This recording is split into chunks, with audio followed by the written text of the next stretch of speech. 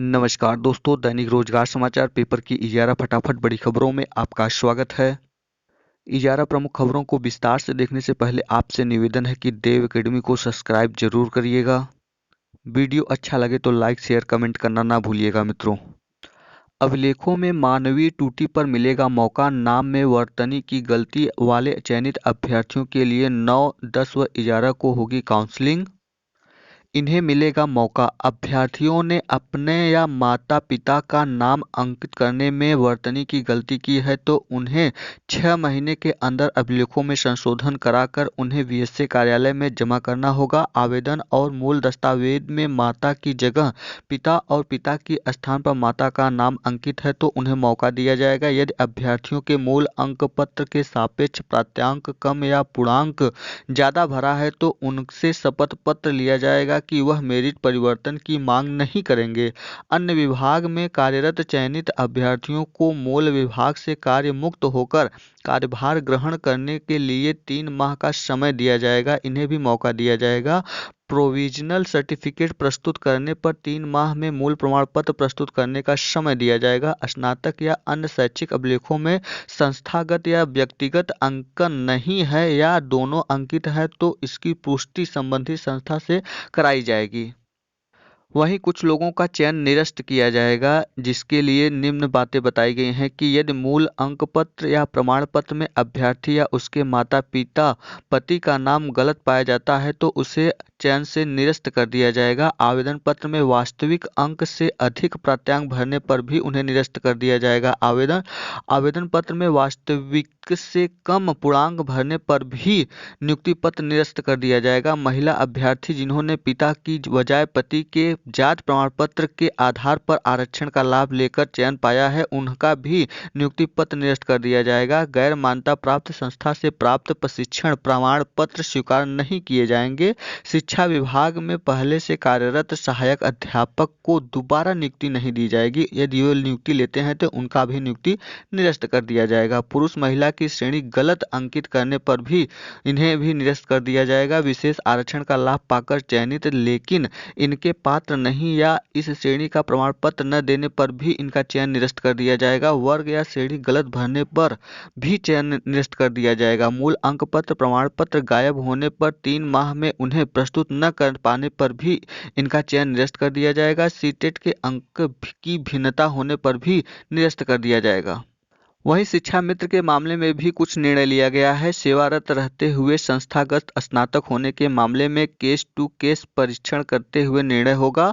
10 वर्ष से कम अनुभव के मामले में महानिदेशक स्कूल शिक्षा की ओर से शासन को प्रस्ताव भेजा जाएगा। शिक्षा मित्र रहते हुए व्यक्तिगत स्नातक करने पर मिलेगा काउंसलिंग का मौका। श्रेणी अंकित किए बिना चयनित 59 शिक्षा मित्रों को मिलेगा नियुक्ति पत्र। जिन 138 शिक्षा मित्रों ने श्रेणी अंकित नहीं की है उनके बारे में महानिदेशक भेजेंगे शासन को प्रस्ताव। अध्यापक भर्ती 2018 3 बार मूल्यांकन, तीनों बार बदले गए अंक। हाईकोर्ट ने मांगा बेसिक शिक्षा विभाग से जानकारी। बेसिक शिक्षा विभाग द्वारा सहायक अध्यापक भर्ती 2018 में उत्तर पुस्तिकाओं के मूल्यांकन की सूचिता पर सवाल खड़ा होता है। एक ही अभ्यर्थी की उत्तर पुस्तिका का 3 बार मूल्यांकन करने पर हर बार उसके अंक बदल गए। इस पर हाईकोर्ट ने पूछा है कि जब परीक्षा कराने और उत्तर पुस्तिका के मूल्यांकन की एक ही एजेंसी है तो हर बार मूल्यांकन में अलग अलग अंक कैसे आ रहे हैं। गुरु प्रसाद की याचिका पर न्यायमूर्ति यशवंत वर्मा सुनवाई कर रहे हैं। 15,500 अभ्यर्थी देंगे रेलवे के 126 पदों की परीक्षा। 15 से 18 दिसंबर तक होगी। मिनिस्ट्रियल एंड आइसोलेटेड कैटेगरी की परीक्षा। रेलवे में मिनिस्ट्रियल एंड आइसोलेटेड कैटेगरी के 126 पदों की परीक्षा के केंद्र का निर्धारण कर लिया गया है। यह परीक्षा प्रयागराज समेत कुल 8 शहरों में होगा। इसके लिए कुल 39 केंद्र बनाए गए हैं। परीक्षा में 15,500 अभ्यर्थी शामिल होंगे। परीक्षा 15 दिसंबर से शुरू होगी। कुछ शहरों में परीक्षा 16 से 18 दिसंबर को भी होगी। शनिवार को रेलवे भर्ती बोर्ड प्रयागराज ने अभ्यर्थियों को परीक्षा केंद्र के शहरों की जानकारी दे दी थी, लेकिन संबंधित शहर में परीक्षा केंद्र कहां बनाए गए हैं इसकी जानकारी 10 दिसंबर के बाद ही दी जाएगी। मध्य प्रदेश में महामारी के चलते 8वीं तक के स्कूल 31 मार्च तक बंद कर दिए गए हैं। मध्य प्रदेश के मुख्यमंत्री शिवराज सिंह चौहान ने महामारी के बढ़ते प्रभाव को देखते हुए पहली से 8वीं तक के स्कूलों को 31 मार्च तक बंद करने का आदेश दिया है। उन्होंने कहा कि आगामी सत्र 1 अप्रैल 2021 से प्रारंभ होगा। पहली कक्षा से 8वीं कक्षा प्रोजेक्ट वर्क के आधार पर मूल्यांकन किए जाएंगे। कक्षा 10वीं एवं 12वीं की बोर्ड परीक्षाएं होंगी। इसकी कक्षाएं शीघ्र प्रारंभ होगी। कक्षाओं में सोशल डिस्टेंसिंग व अन्य सावधानियों का पूरा पालन किया जाएगा। कक्षा 9वीं और 11वीं विद्यार्थियों को सप्ताह में 1 या 2 दिन स्कूल बुलाया जाएगा। खंड शिक्षा अधिकारी की मुख्य परीक्षा आज प्रयागराज, गाजियाबाद और लखनऊ के 8 केंद्रों पर होगी। परीक्षा उत्तर प्रदेश लोक सेवा आयोग ने पूरी की तैयारी। उत्तर प्रदेश लोक सेवा आयोग ने खंड शिक्षा अधिकारी 2019 मुख्य परीक्षा मेंस की तैयारी पूरी कर ली है। परीक्षा प्रयागराज, लखनऊ, गाजियाबाद के 8 केंद्रों पर आयोजित की जाएगी। इस परीक्षा में कुल 4173 अभ्यर्थियों को शामिल होना है। उत्तर प्रदेश लोक सेवा आयोग के खंड शिक्षा अधिकारी 2019 तहत 309 पद की भर्ती निकली थी। मुख्य परीक्षा 6 दिसंबर को 2 पालियों में होगी। प्रथम पाली में सुबह 9:30 से दोपहर 12:30 बजे तक सामान्य अध्ययन का पेपर होगा। वहीं द्वितीय पाली में दोपहर 2 से शाम 5 बजे तक सामान्य हिंदी व निबंध की परीक्षा कराई जाएगी। परीक्षा प्रयागराज में 5 केंद्रों में 1953, गाजियाबाद में 2 केंद्रों में 665 और लखनऊ में 1 केंद्र में 1555 अभ्यर्थी परीक्षा में शामिल होंगे। कोरोना संक्रमण के मद्देनजर अभ्यर्थियों को मास्क लगाकर केंद्र पहुंचने का निर्देश दिया गया है। जो अभ्यर्थी बिना मास्क के केंद्र पहुंचेंगे उन्हें प्रवेश नहीं मिलेगा। अभ्यर्थी को प्रवेश पत्र के साथ आईडी प्रूफ लाने का निर्देश दिया गया है। प्रवेश पत्र व आईडी प्रूफ में जन्म तारीख व नाम एक समान होना चाहिए। अगर उनमें भिन्नता होती है तो संबंधित अभ्यर्थी को शपथ पत्र देना होगा।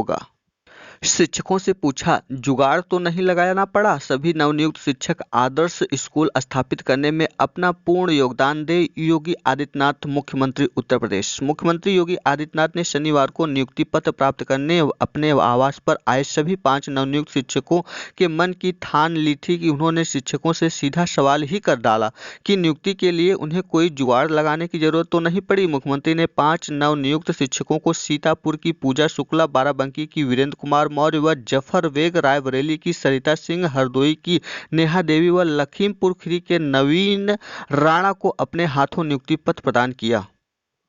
अगस्त 2013 तक नियुक्त संविदा कर्मी होंगे नियमित। 7 माह बाद मुख्य सचिव ने शुरू की कर्मचारी संगठनों से वार्ता। लॉकडाउन के कारण 7 महीने के 3 पीढ़ी से उनके बाद मुख्य सचिव के कर्मचारियों की वार्ता का क्रम बुधवार से शुरू हुआ। इसमें मुख्य सचिव ने राज्य कर्मचारी संयुक्त परिषद JN तिवारी गुट ने वार्ता कर कर्मचारियों को 16 सूत्री मांग पर सकारात्मक रुख दिखाया। इसके तहत अगस्त 2013 तक नियुक्ति संविदा कर्मचारियों अब नियमित हो सकेंगे। मुख्य सचिव ने सभी विभागीय अधिकारियों को हर माह विभागीय संगठनों के साथ बैठक करने के निर्देश भी दिए हैं।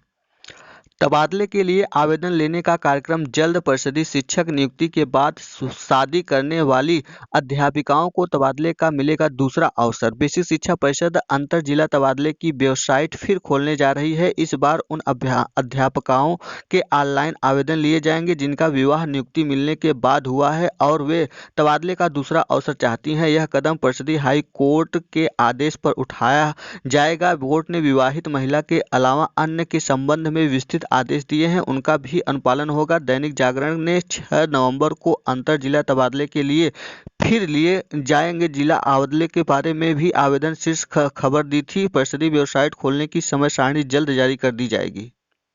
काशी विद्यापीठ में बीएड की प्रवेश प्रक्रिया 21 दिसंबर से। हरिश्चंद्र महाविद्यालय LLB और PG की मेरिट सूची जारी कर दिया गया है। संपूर्णानंद संस्कृत विश्वविद्यालय में बनाए गए कार्य परिषद के सदस्य।